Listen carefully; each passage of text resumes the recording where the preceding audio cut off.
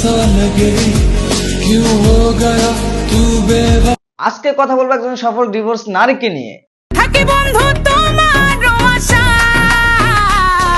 তাকে দেখে মনে হয় তার জন্য ডিভোর্স হয় না, নতুন বিয়ে করে হানিমুন করতেছে। আর এইগুলা দেখে তার এক্স হাজবেন্ড রাজা ডিপ্রেশনে শেষ হয়ে যাইতেছে। এইদিকে সে বেটা একটা বেটিকে নিয়ে ভালোই চিল করতেছে।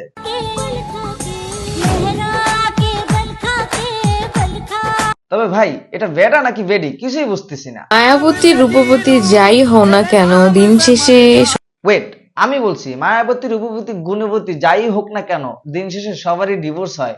আপু এটাই বলতে চাইতেছে, কিন্তু তা না, সব মেয়েরা এক হয় না। তবে ভাইয়া তোমাকে বলছি, 2 দিন পর পর এত প্রেম কোথা থেকে আসে তোমার? একটা ধরো একটা ছাড়ো, এখন আবার এক বছর মায়ের সাথে রোমান্টিক করতেছো।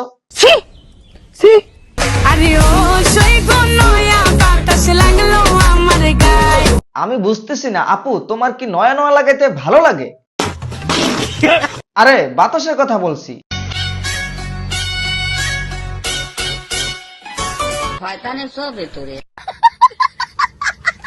জি নানি, আমারও তাই মনে হয়। একজন সফল ডিভোর্সি নারী।